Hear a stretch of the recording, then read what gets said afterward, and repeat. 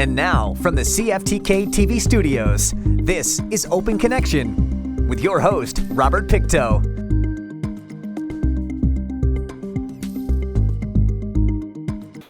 Welcome to Open Connection. I'm your host, Robert Pictou. Our show today comes to you from the traditional and unceded territory of the Tsimshian people. Peer support is emotional and practical support between two people who share a common experience, such as mental health challenge or illness. Peer supporters listen, provide emotional support, and most importantly, inspire hope. We begin today's Open Connection with Lana Green. So the garage community space is being provided by Sharon Banstra. So she lends us the space each week to come in and facilitate our group meeting where peers, which we refer to people as peers, people with lived or living experience with substance use. And the idea is that we come together and just create a space in the community where everyone is equal. Prior to my son going through his experience, I would say I always had compassion, but I was always curious as to how someone's life goes there and how this could happen. And I lacked understanding of that.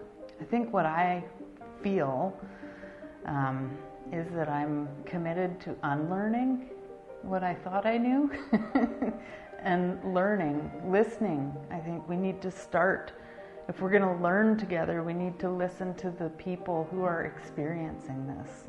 So people with lived or living experience. And we're calling substances alcohol, could be drugs. I think homelessness can be a totally separate issue too, and that's part of stigma, is people assume if someone's homeless, they have substance use issues, and not everybody does. I'm hoping, and we're only meeting once a week for an hour. What I would like to see is a peer drop-in center where it's 24/7, and we have people maybe in recovery or active use that are helping run the programs. But so for right now, it's small, but I think giving a space where people can feel heard and that we're not alone, building trust. We're just in that initial stage of coming together, creating a space where everybody's equal, to listen to each person's story, because everybody has a different story, and to address those issues that person is facing. I think being committed to unlearning and learning together, being able to leave our ideas at the door and start from scratch. I think that's where we started, was that learning that inclusivity isn't inviting people to the table, it's inviting us all to come together and build a new table together. Not to say that those organizations and people doing the work they're doing isn't helping people, because it is, but we're definitely missing some pieces, and there's big gaps in our systems. I'd say number one, accessing services that people need. Sharon and Sid Banstra have created this space, and I think that is the intention, is to feel like a comfortable, like you're at home. I know her vision was that people can feel welcome here, that it's inclusive to the whole community. The biggest thing I like to say with to people that I'm connecting with outside or in here is that it's not about making people want to recover or stop using. It's about removing that stigma and recognizing whether people use drugs or alcohol, they're still deserving of equal health care, compassion, love, joy, all the things that all of us want in life. Open Connection will be right back after these messages.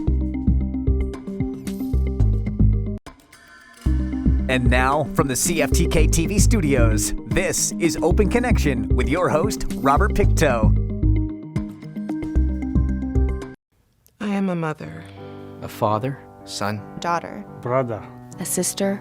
I am a student. A stay-at-home mom. Construction worker. Volunteer. I am loving. Smart. Funny. Generous. Way too generous. I am all of the amazing things you see. But there's something you can't see. Or don't see. Something that I don't let anybody see. Like when I'm alone. In a room full of people. You can't get out of bed. And maybe I've gained weight. Or lost weight. Why do men always lose weight? It can get dark in here. Really dark. Addicted to food. The web.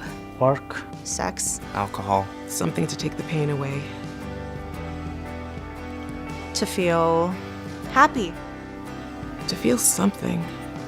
Anything. Nothing. Because depression isn't a mood. It's not a passing thing. Or a bad day. It's a disease. I can't just get over it. It feels like I'm underwater. Drowning. And sometimes I think you'd be better off without me. I am telling you this. All of this. Because I need help. And you are my wife. My dad. My husband. My kids. My boss. So please, don't judge me. Leave me. Fire me. Please, be patient. Don't give up on me. Just be there for as long as it takes. Just because you can't see it doesn't mean it isn't real.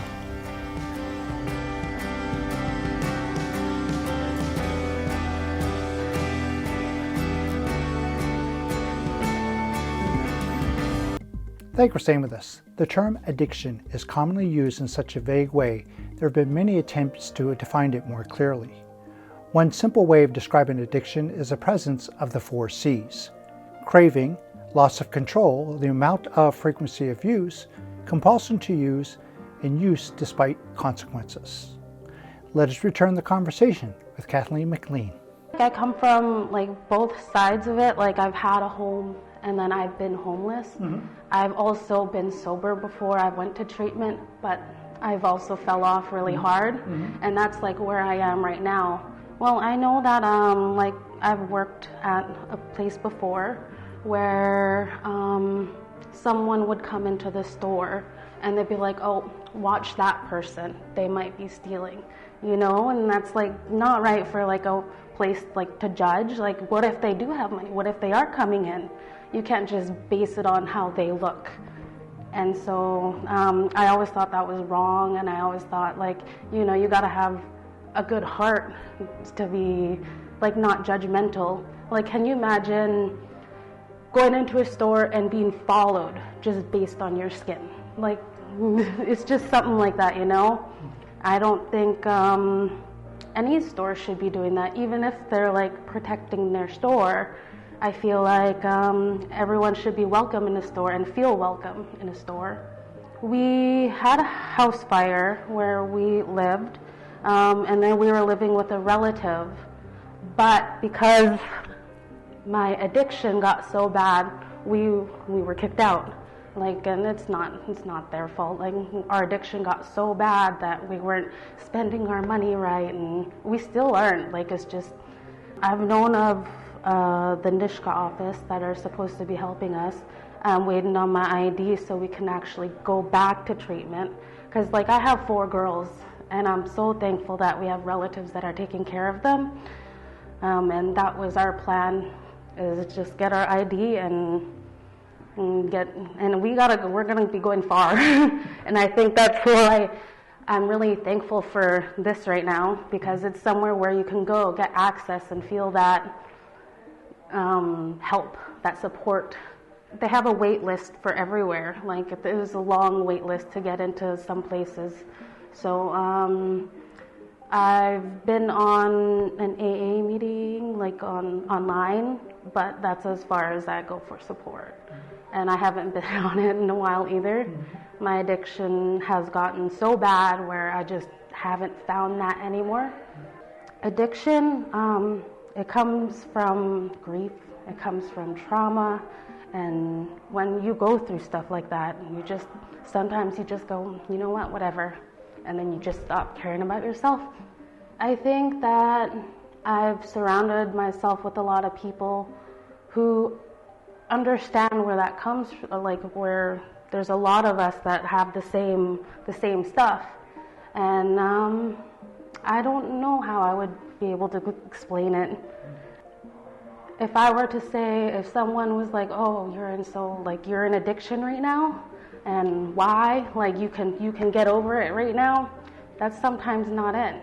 Sometimes, like, I'm somebody who feels deeply, and then when you have somebody who passes away and you go through trauma like that, you just kind of don't, you just kind of stop. Your world stops. It's really homely. I actually like being here. Everyone's so friendly, and you don't feel judged. You're here, and you're able to open up with everything. So that's actually really nice. Open Connection will be right back after these messages. And now, from the CFTK-TV studios, this is Open Connection with your host, Robert Pictou. I really didn't feel safe anymore at home. Sometimes I wouldn't eat. It was like this hunger pain in your stomach. It was just so lonely. I just felt like I was not important to anyone. I never thought homelessness could happen to someone like me. I remember coming here and I felt comfort, I felt safe. Graduating as valedictorian, getting a job, keeping the job, it's just a good feeling. Because I've completely turned my life around and made it into what I've always wanted it to be. There's people out there who can help. There's people out there who care. And things can get better. If you call 1-800-RUNAWAY, you will get connected to the help you need.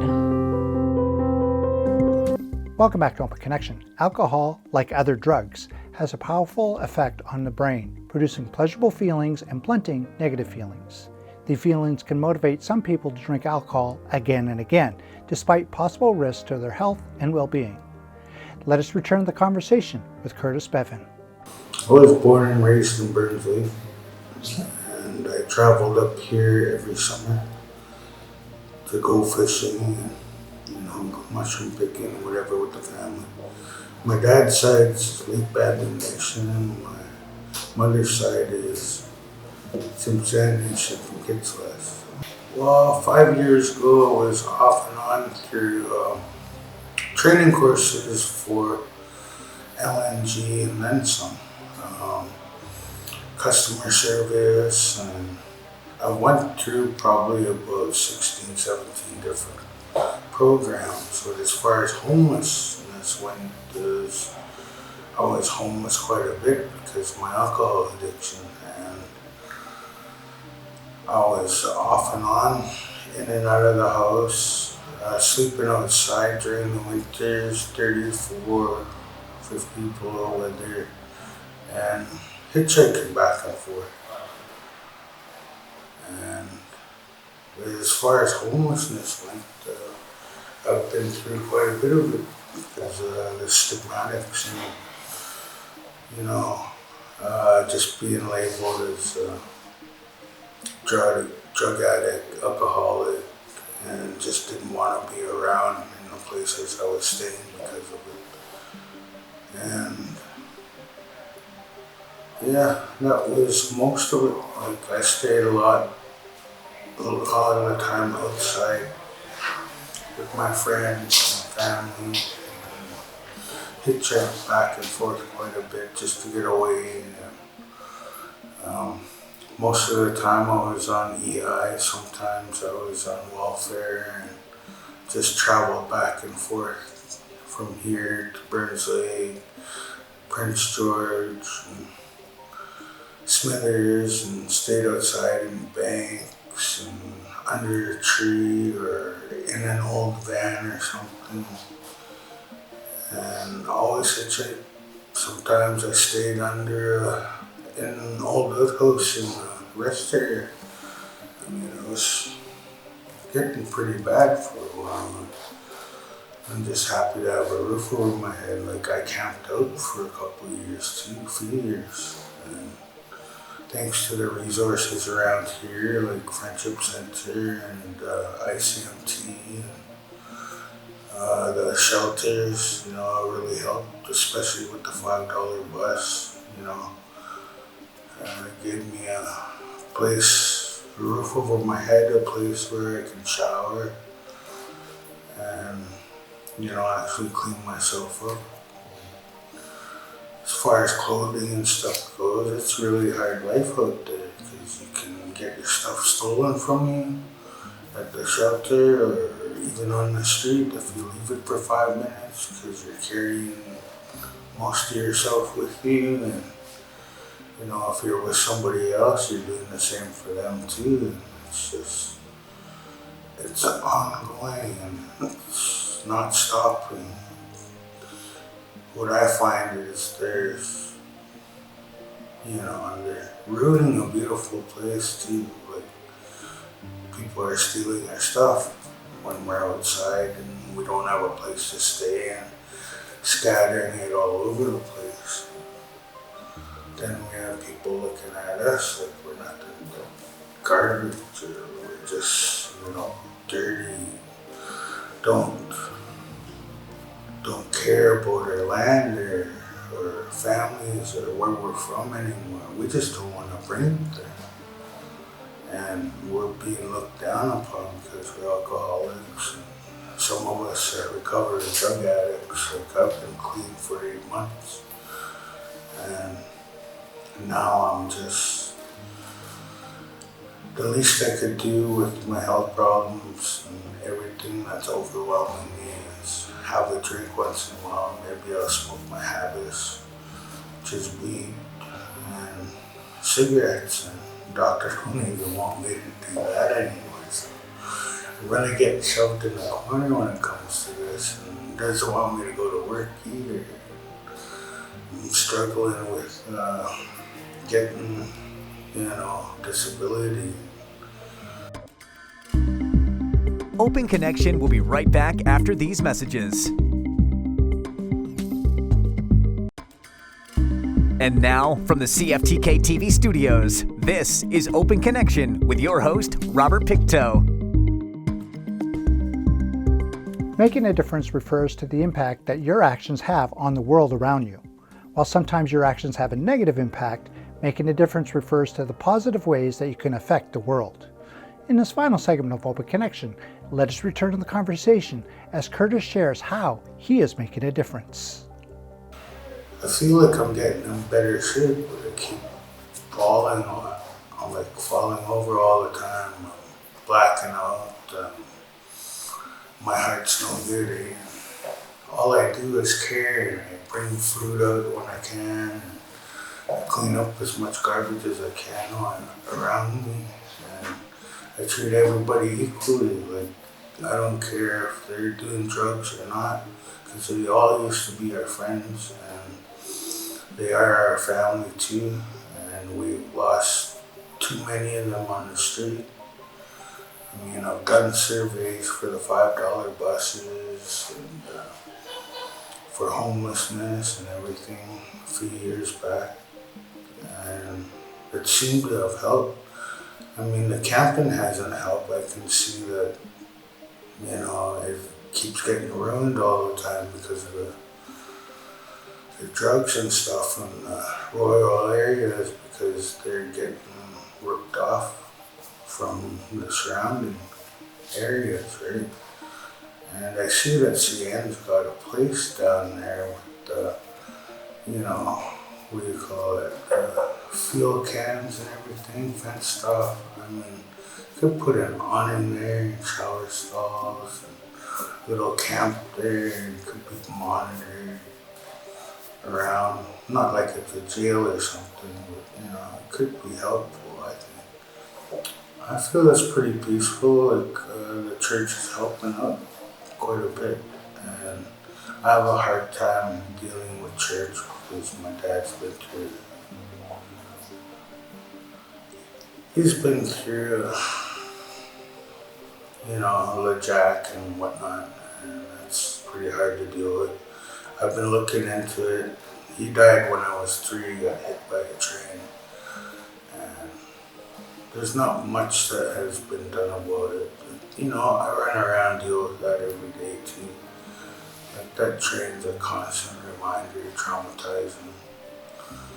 And as far as watching, RCMP or anybody around, that's quite the trigger for me because I watched what they've done before to people, and they've actually ruined a couple of families that I know, and because of COVID I wasn't able to deal with it. Yeah, they really freak me out sometimes. I mean, not all of them were bad, but at the same time, I don't know who they are. There was about 12, 15 of them on 10th Avenue in Prince George at one time. And I don't know which one of them are around, so that's pretty traumatizing for me too. Like, I was on hard drugs here for probably a good 6-7 years, and I'm 8 months free now, and yeah, I'm happy about that. The stigmatics about people are just, a lot of it is the women have a place to go for sheltering and supports and stuff, and I felt for a while the only place for us was just going to jail. Like, that's the only place that there was for a while until the shelters started coming out, which I was totally happy about. Maybe, like, I've seen it before that they've already break down outhouse, which was pretty sad. But they should have more places that they could go to the washroom, because not everybody's allowed in around town in public washrooms, whether they're there or not. And that's especially for the women too. The disease of addiction does not discriminate. A friend gave me a pain pill. I got a prescription. I just had some fun at a party. After a few days, I was hooked. Without my pills, I couldn't think straight. It was the only thing that made me feel normal. It wasn't a high I was chasing anymore. It was just trying to feel normal again. If I stopped taking the pill, I went through withdrawals. I felt completely lost, depressed, and it hurt so bad. Like laying on broken glass, being run over. It felt like death. All I wanted to do was stay away from pain and feel normal again. I would have done anything, and I lost everything. My family, job, my house, myself. But that is not how my story ended. And it's not how your story has to end either. Addiction doesn't discriminate, and help is out there. Thank you for joining us for this episode of Open Connection. The greatest distance in the existence of man is not from here to there, but the connection from his mind and heart. If we can conquer that distance, we can soar like an eagle and realize our immensity within. I'm Robert Pictou.